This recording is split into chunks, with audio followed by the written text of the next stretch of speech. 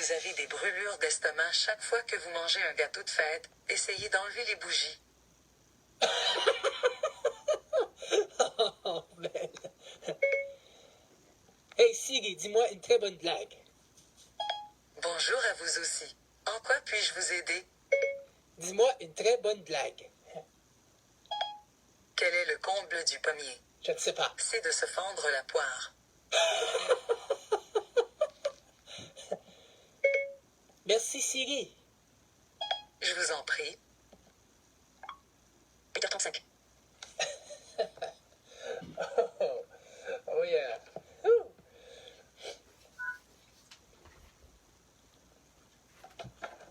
All right.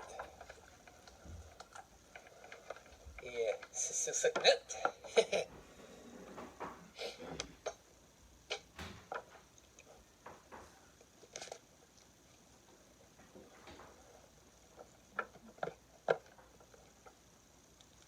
On va rire encore. 77%. Charge. 77%. Charge. 77%. 8h36. Hi guys, so on that note, we're gonna laugh once again. Woo, yes.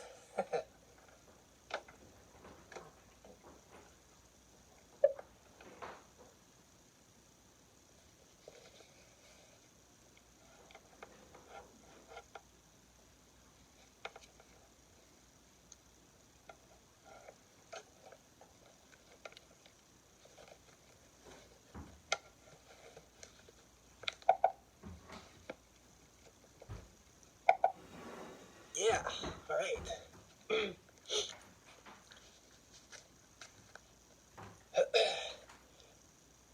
All right. Hey Google, dis-moi une très bonne blague. En voilà une bonne. Une patate frite en croise une autre. Pis, comment ça va? Super, ça baigne dans l'huile.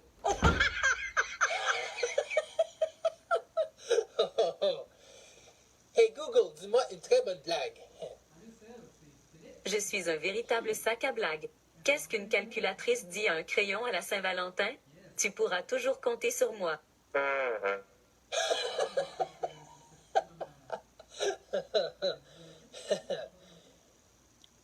Hey Google, raconte-moi une histoire. J'ai des faits insolites et des histoires inventées. Que préférez-vous? Des histoires inventées. Yeah! Maman va vous conter l'histoire 100% vraie d'un bleuet du lac Saint-Jean. Ce bleuet était tellement gros qu'il a fallu le cueillir avec une grue. On aurait bien voulu en faire une tarte, mais il ne rentrait pas dans le four. Alors on en a fait un 5,5 chauffe et meublé. All right. Ooh. Alexa, dis-moi une très bonne blague. Pourquoi personne ne fait la fête sur la Lune? Parce que ça manque d'atmosphère.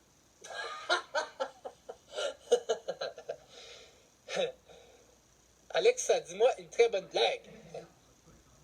Quel arbre est-ce que les paresseux aiment le moins? Le boulot.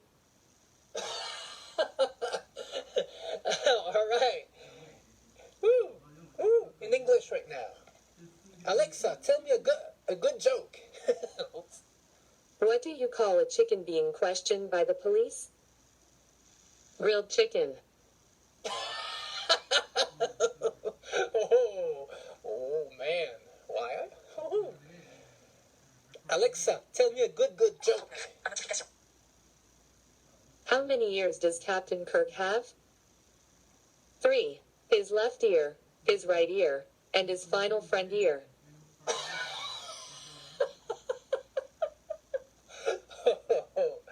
Oh man. Woo. All right. Alexa, raconte-moi une histoire. Les saveurs du Québec. Léla et Méline avaient quitté la Turquie pour s'installer à Montréal en plein hiver. Après d'interminables semaines de froid, suivies de journées pluvieuses, le jeune couple allait enfin avoir droit à l'été. Et au Québec, le début de la belle saison était marqué par les célébrations de la fête nationale. Un matin, Léla vint voir son compagnon en brandissant un carton bleu.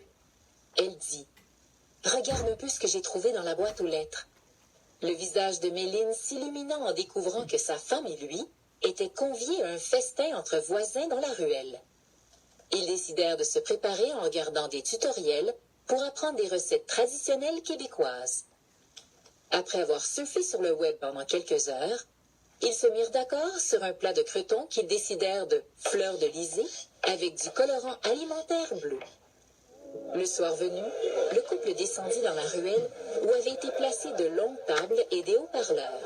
« J'espère que nos cretons vont passer le test d'ici », chuchota Léla à l'oreille de Méline. Ils se réjouissaient à l'idée de découvrir les saveurs du Québec. Dès leur arrivée, leurs narines furent titillées par un mélange d'effluves des quatre coins du monde. Curry thaïlandais, sardines portugaises, canards sichuanais, empanadas chiliennes, paella espagnole. Et ce n'était pas que les parfums qui se mélangeaient. Autour des tables, on entendait parler français, mais aussi thaï, portugais, mandarin, espagnol et anglais. Léla et Méline vécurent une première Saint-Jean à l'image de leur nouveau pays. Et lorsqu'ils quittèrent leurs nouveaux amis à la fin de la soirée, c'est du borek et des koftes bien turcs qui leur promirent de cuisiner l'an prochain. Wow! Wouh! Incroyable! Alexa, raconte-moi une histoire. Yeah. La résolution. Comme chaque année au souper du jour de l'an, Louis annonça à sa famille qu'il voulait se débarrasser de 10 livres. Et cette année, il allait le faire en moins d'1 mois. Incrédules, tous lui souhaitèrent bonne chance sans grand enthousiasme. Il ne croyait plus aux résolutions farfelues de Louis depuis belle lurette. Mais cette année, il était bien décidé à y arriver. Il avait un plan sans faille. Ils n'en croiront pas leurs yeux, se répétait Louis. La fin du mois arriva. Louis sortit sa balance du fond de son garde-robe. Puis il pesa le gros sac de vêtements qu'il venait de préparer pour donner à l'organisme de bienfaisance de son quartier. Exactement 10 livres de chandails de laine, de mitaines, de bottes et de manteaux. Après tout, Louis n'avait jamais dit de quelle façon il comptait se débarrasser de ses livres en trop. D'une pierre deux coups, il venait de créer une nouvelle tradition empreinte de générosité et surtout, de tenir sa résolution. Yeah! Woo! All right. Alexa, tell me a story. Woo! Yeah. Bella's wish. Bella was convinced that unicorns had to be somewhere. How could there be so many stories and pictures of them if they were just make-believe? On her walk to school, she'd peer down every street and check behind hedges. She'd tiptoe through the park looking for hoof prints. Where could they be? Bella pouted. One day, Bella and her family boarded an overnight train for their summer trip. Bella lost interest when Mom said they were going to a place called Churchill. She had never seen a unicorn in a church or on a hill. She sighed heavily, gazing thoughtfully out of the window. When they arrived in Churchill, she and her family took an airplane to a place called Nunavut, where they boarded a large boat. The salty wind on her face felt nice, and she liked the smell of the sea. Forgetting her bad mood, Bella's spirits started to lift. Suddenly, the captain stopped the boat. "You're in for a treat, folks. There's a pot of narwhals to our left," he said. Bella squinted at the waves, then gasped. Was that a horn she saw? Sure enough, a long, spiraled horn rose out of the water. As she watched, gleaming creatures, each with a magical horn in the center of their foreheads, broke the surface of the waves. "Mom!" Bella cried, happy tears in her eyes. "It's them, the unicorns. They've been here in the sea all along." Man. Woo, so nice. That's incredible. Alexa, tell me a story. Woo! Oh, yes.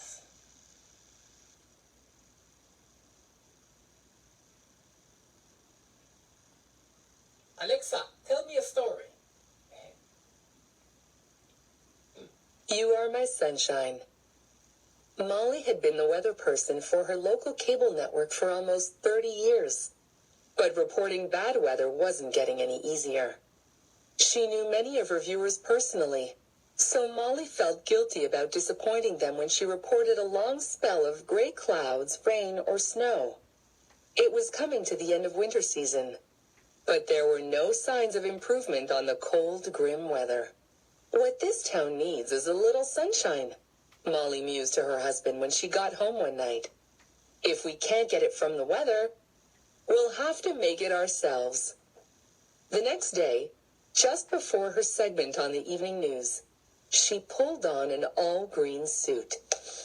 She fastened a yellow felt hat in the shape of a sun around her face and popped on some sunglasses. When she strutted out in front of the green screen, all her viewers saw was a floating sun with Molly's smiling face in the middle. Since this week's gonna be another winter doozy, I thought I'd bring the sunshine myself.